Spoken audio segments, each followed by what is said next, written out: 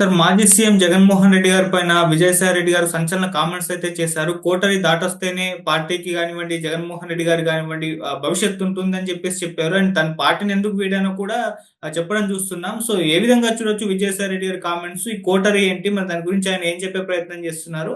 మరి ఆయన కామెంట్స్ ని మీరు ఏ విధంగా చూస్తారు సార్?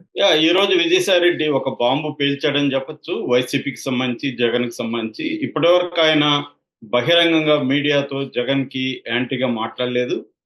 ఓన్లీ జగన్ ఒక మీటింగ్‌లో, ప్రెస్ మీట్‌లో అడిగినప్పుడు జగన్‌ని విలేకరులు అడిగినప్పుడు, విజయసాయి రెడ్డి ఎందుకు రాజీనామా చేశాడని అడిగినప్పుడు, మా వాళ్ళు ఇప్పుడు నలుగురు రాజీనామా చేశారు రాజ్యసభకు సంబంధించి. సో, కొంతమంది ప్రలోభాలకు గురైయుండొచ్చు. కొంతమంది భయపడి వెనక్కెళ్ళుండొచ్చు అని ఇండైరెక్ట్‌గా విజయసాయిరెడ్డి భయపడి వెళ్ళాడు అన్న అర్థంలో జగన్ మాట్లాడాడు. చాలా మంది కూడా విజయసాయిరెడ్డి మీద కేసులున్నాయి. యాక్చువల్‌గా ఆర్థిక నేరాలు ఆయన మీద ఉన్నాయి. ముఖ్యంగా జగన్ అక్రమాస్తుల కేసులో విజయసాయిరెడ్డి ఏ2గా ఉన్నాడు. ఆ కేసులో ఫస్టు జైలుకెళ్ళొచ్చింది గూడా విజయసాయిరెడ్డే. అలాగే విజయసాయిరెడ్డి మీద చంద్రబాబు ప్రభుత్వం గూడా అనేక కేసులు పెట్టింది. కొత్తగా Kakinada port and Kakinada SEZ ఈ 2 విషయాల్లో కేవీ రావుని బెదిరించి ఆయన దగ్గరున్న వాటాల్ని అతి తక్కువ 3,600,00,00,000 విలువైన వాటాల్ని తక్కువకి తన అల్లుడు తమ్ముడైన శరత్ చంద్రారెడ్డి కంపెనీ అరవిందో రియాల్టీకి రాయించాడు. విక్రాంత్ రెడ్డిని ఉపయోగించారు అని కేసు పెట్టారు. ఆ కేసులో ఆల్రెడీ ఈడీ కూడా పీఎంఎల్ఏ చట్టం కింద విజయసాయిరెడ్డిని దాదాపు 25 ప్రశ్నలు ప్రశ్నించారు. సో, ఇప్పుడు ఈరోజు సీఐడీ విచారణకు విజయసాయిరెడ్డి సైలెంట్‌గా హాజరయ్యారు. మామూలుగా అయితే నన్ను వేధిస్తుంది ప్రభుత్వం ఇవన్నీ మాట్లాడేవాడు. ఇవాళ సైలెంట్‌గా ఆయన హాజరయ్యాడు. హాజరై వచ్చిన తర్వాత ఆయన కేసుకు సంబంధించి కూడా మాట్లాడారు. ఈ కేసులో నాకు ఎటువంటి సంబంధం లేదు. నేను కేవీ రావుని నాకు తెలిసిన వాళ్ళ దగ్గర మాట్లాడిచ్చాను. ఒక పై అధికారి చెప్పడం వల్లనే నా పేరు యాడ్ చేసినట్టుగా చెప్పాడు. నేనెప్పుడు ఆయన్ని కలవలేదు కూడా. అట్లాగే విక్రాంత్ రెడ్డి ఎస్వి సుబ్బారెడ్డి కొడుకుగా మాత్రమే నాకు తెలుసు తప్ప నాకు అంతకంటే వేరే పరిచయం లేదని కూడా చెప్పాడు. ఇదంతా కూడా విక్రాంత్ రెడ్డి చేశాడు గానీ, నాకు సంబంధం లేదన్నట్టు మాట్లాడాడు. అంటే ఆ కేసులో కూడా కేవీ రావుని బెదిరించింది వాస్తవమే అన్నట్టుగా విజయసాయిరెడ్డి ఇండైరెక్ట్‌గా చెప్పినట్టుగా మనకు అర్థమవుతుంది. ఇక రెండో విషయం అన్నిటికంటే ఇంపార్టెంట్ విషయం ఏందంటే జగన్‌కి మనసులో నాకు స్థానం పోయింది. నాకు ఒకప్పుడు జగన్ దేవుడు. ఇప్పుడు ఆయన స్థానంలో దేవుడొచ్చాడు. జగన్ మీద భక్తి ఉండేది నాకు. ఇప్పుడు ఆ భక్తి నేను దేవుడి వైపు మళ్లించాను. దీనికి ప్రధాన కారణం జగన్ చుట్టూ ఉండే ఒక కోటరీ. కొంతమంది అధినేతలు జగన్ చుట్టూ చేరి ఆయనకు లేనిపోని కల్లబుల్లి కబుర్లంతా చెప్తుంటారు. దాన్ని ఆయన విశ్వసిస్తాడు. అందువల్ల నేను దూరమయ్యాను. నాకు భయం లేదు. నేను అనేక అవమానాలు పడ్డాను వైసీపీలో. అనేక అవమానాలు భరిస్తూనే వైసీపీలో ఉన్నాను. దీనికంతటి కారణం జగన్ కోసమే ఉన్నాను. ఇప్పటికి కూడా నేను ఆయన మంచి కోరుకుంటున్నాను. జగన్‌కి ఎంతో భవిష్యత్తుంది. కాకపోతే ఆయన కోటరీని పక్కన పెడితే ఆయనకి భవిష్యత్తుంటది. కోటరీ గాని ఉంటే మాత్రం జగన్‌కి కష్టాలు తప్పవు. ఈ రాష్ట్రానికి, పార్టీకి, ప్రజలకు కూడా దానివల్ల ఇబ్బందులొస్తాయి. జగన్ స్ట్రాంగ్‌గా ఉండాలంటే కోటరీని పక్కన పెట్టాలి. ఇది విజయసాయిరెడ్డి మాట్లాడిన ఎసెన్స్.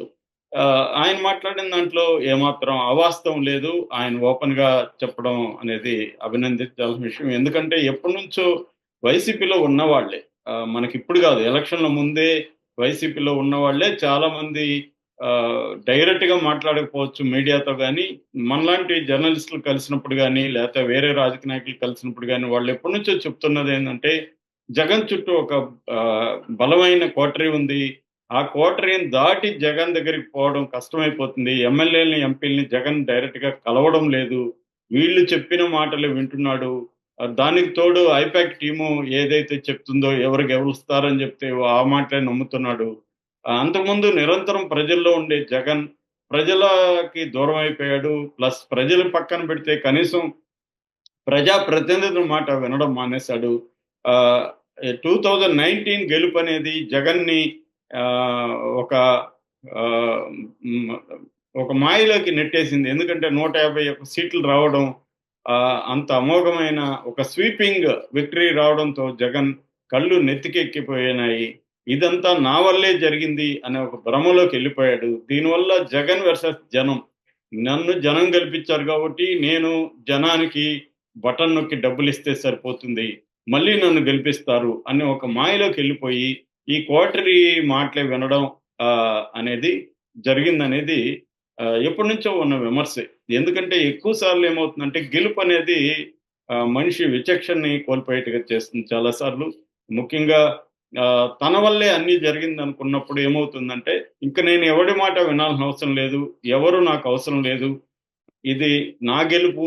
నేను కారణం దీనికి అనేది జగన్ నమ్మాడు. ఏ ప్రాంతీయ పార్టీలైనా నాయకులు అనేది ప్రధానం. ఖచ్చితంగా నాయకులే గెలుపుకైనా, ఓటమికైనా ప్రధాన బాధ్యత అయితే వహిస్తారు. అయితే ఇక్కడ ఏమవుతుందంటే కేవలం నాయకులే అనుకోవడం రాంగు. పార్టీ నిర్మాణం ఇంపార్టెంటు.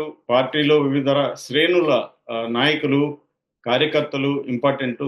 ఈ విషయాల్ని జగన్ మర్చిపోయాడు. ఆయన ఇంతకుముందు ఎప్పుడు గూడా అడ్మినిస్ట్రేషన్‌లో లేకపోవడం, ఆహ్, ఓన్లీ పార్టీ అంటే ప్రతిపక్షంలో ఉండి, ప్రజల్లో ఉండి ఆహ్, నడపడం వేరు. అధికారంలో ఉన్నప్పుడు పార్టీ నడపడం వేరు. ఆ విషయాన్ని జగన్ కంప్లీట్‌గా విస్మరించాడు. కోటరీని నమ్ముకున్నాడు. ఇది నిజానికి చంద్రబాబు మీద కూడా ఈ ఆరోపణ గతంలో ఉండేది. కోటరీ ఉంది చంద్రబాబుకి. చంద్రబాబు ఆ కోటరీని దాటి రాడని. కానీ చంద్రబాబు ఏందంటే కొంత భిన్నమైన నాయకుడు. ఆయన ప్రజల నుంచి వచ్చాడు. పార్టీ నిర్మాణం అంటే చంద్రబాబుకి చాలా గురుంటది. ఎన్టీఆర్ ఉన్నప్పుడు కూడా పార్టీని నిర్మించి నడిపింది చంద్రబాబు. అందుకని పార్టీ ఇంపార్టెన్స్ చంద్రబాబుకు బాగా తెలుసు. జగన్ ఆ విషయంలో ఫెయిల్ అయ్యాడు ఖచ్చితంగా. అట్లాగే వైఎస్ఆర్‌తో కంపేర్ చేస్తే కూడా వైఎస్ఆర్‌కి కనీసం ప్రతి ఏరియాలో ఒక నాయకుడు వైఎస్ఆర్ అంటే ప్రాణాలు ఇచ్చేదానికి రెడీగా ఉండేవాళ్ళు. అంత నమ్మకంగా ప్రతి ఒక్కరిని వైఎస్ఆర్ కూడా వాళ్ళ బాగోగులు చూసుకునేవాడు. జగన్ విషయానికొచ్చేసరికి జగన్ తన చుట్టూ పరదాలు కట్టుకున్నాడు. అది ఫిజికల్‌గా పరదాలు కట్టుకోవడమే కాదు, ఈవెన్ మానసికంగా పరదాలు కట్టుకొని ఒక దీంట్లో దాన్నేమంటారు, ఒకప్పుడు ఒంటి స్తంభం మేడ అనేవాళ్ళు. అట్లాంటి ఒక ఒంటి స్తంభం మేడలో ఉండిపోయాడు జగన్. దీనివల్ల పార్టీలో ఏం జరుగుతుంది, ప్రజలు ఏం ఆలోచిస్తున్నారు అనేది మర్చిపోయాడు. ఎప్పుడైనా అధినాయకత్వానికి ప్రజలకు మధ్య ఒక బలమైన పార్టీ వ్యవస్థ నిర్మాణం ఉండాలి. వివిధ అంచెల నాయకత్వం ఉండాలి. అది జగన్ మర్చిపోయాడు. అప్పట్లో చంద్రబాబు హామీలు నెరవేర్చలేకపోవడం, చంద్రబాబుకు వ్యతిరేక పవనాలు వీచడం, జగన్ నిరంతరం జనంలో ఉండడం, పవన్ కళ్యాణ్ ఫ్యాక్టర్ అనేది స్ట్రాంగ్‌గా లేకపోవడం, ఇవన్నీ కారణాలుగా జగన్ గెలిచాడు తప్ప ఆయన ఒక్కడిని చూసి ప్రజలందరూ వేసేయలేదు. ఆ తర్వాత ఆయన కంపల్సరీగా ఆయనేందంటే సపోర్ట్ సిస్టమ్స్‌ని నిర్మించుకోవడంలో ఫెయిల్ అయ్యాడు. తన కులం వాళ్ళని కంప్లీట్‌గా పక్కన పెట్టేశాడు. వాళ్ళకి చాలామంది రెడ్‌లకు సంబంధించిన కాంట్రాక్ట్‌లు వాళ్ళందరికి బిల్లులు ఇవ్వకపోవడం, ఇవ్వలేకపోయినప్పుడన్నా కనీసం వాళ్ళతో మాట్లాడి ఆల్టర్‌నేటివ్‌గా వాళ్ళకి ఏం చేయొచ్చు అనేది చెప్పలేకపోవడం, ఇవన్నీ కులాన్ని దూరం చేసింది. కులం అనే సపోర్ట్ సిస్టమ్ అతనికి లేదు. పార్టీ అనే సపోర్ట్ సిస్టమ్ లేదు. కార్యకర్తలు అనే సపోర్ట్ సిస్టమ్ లేదు. వ్యవస్థల్లో తన మనుషులు లేరు. న్యాయ వ్యవస్థ మీద తనకు పట్టు లేదు. ఇవన్నీ ఇవాళ అతనికి నెగెటివ్‌గా మారిపోయినాయి. ఎందుకంటే అధికారంలో ఉన్నప్పుడే పార్టీని బాగా చూసుకుంటుంటే, అధికారం లేనప్పుడు పార్టీ తనను చూసుకుంటుంది. సో, ముఖ్యంగా విజయసాయిరెడ్డి లాంటి వాళ్ళ చరిత్ర చూస్తే విజయసాయిరెడ్డి వైఎస్ ఆహ్, రాజారెడ్డి కాలం నుంచి కూడా ఆ ఫ్యామిలీకి ఆయన నమ్మకమైన ఆడిటర్ గాను, ఫైనాన్షియల్ అడ్వైజర్ గాను, అట్లాగే ఆ ఫ్యామిలీల కంపెనీలకు సంబంధించి కూడా ఆయన ఎకనామిక్ వ్యవహారాల్లో అడ్వైజర్‌గా ఉంటున్నాడు. ఒక చదువుకున్న వ్యక్తి. అప్పటికే ఆయన జగన్‌తో చేరకముందే ఆయనకి చెన్నైలో, బెంగుళూరులో, హైదరాబాద్‌లో తన చార్టర్డ్ అకౌంటెన్సీ కంపెనీస్ ఉన్నాయి. సక్సెస్‌ఫుల్‌గా రన్ చేయగలిగిన వ్యక్తి. బ్యాంకింగ్ సెక్టార్‌లో పనిచేశాడు.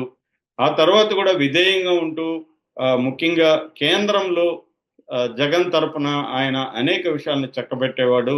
తెర వెనుక వ్యూహాల్ని రచించడంలో నిపుణుడు. అలాంటి వాళ్ళని దూరం చేసుకోవడం ఖచ్చితంగా జగన్ ఆహ్, ఆహ్, ఒక కోటరీ ప్రభావం అని చెప్పొచ్చు. అంటే మనకి ఎప్పుడైనా కూడా చుట్టూ పొగడ్తలు ఆనందాన్నిస్తాయి. నాయకులనేవాళ్ళు విమర్శించే వాళ్ళని కూడా పెట్టుకోవాలి. తమ తప్పుల్ని ఎత్తి చూపే వాళ్ళని పెట్టుకోవాలి. ఆ విషయంలో జగన్ తప్పు చేశాడు. ఇప్పుడు జగన్ 2.0, 2.0 అంటారు. 2.0 వెర్షన్ వచ్చాడని చెప్పుకుంటున్నారు గానీ, ఇప్పుడు కూడా సేమ్ వ్యవస్థే ఉంది. మళ్ళీ ఆ సజ్జల బ్యాచే ఉన్నారు. ఆ పాత కోటరీని అట్లాగే ఉంది. ఎవరిని మార్చట్లేదు అన్న విమర్శలు జగన్ అభిమానుల నుంచే వస్తున్నాయి. దాన్ని విజయసాయిరెడ్డి కుండ బద్దలు కొట్టినట్టుగా చెప్పాడు. ఎక్కడా జగన్ మీద అతను నెగెటివ్‌గా మాట్లాడలేదు. జగన్‌ని ప్రేమిస్తూనే జగన్ లోపాల్ని ఆయన చెప్పాడు. ఇప్పటికైనా జగన్ ఈయన మాటల్ని సీరియస్‌గా తీసుకోవాలి. తన లోపాలేంటి? తన కోటరీ ఏంటి? దీన్ని ఎలా బ్రేక్ చేయాలి? ప్రజలకి ద్వితీయ శ్రేణి, తృతీయ శ్రేణి నాయకత్వానికి, కార్యకర్తలకు దగ్గరగా ఎలా ఉండాలి? వాళ్ళ వాయిస్ ఎలా వినాలి?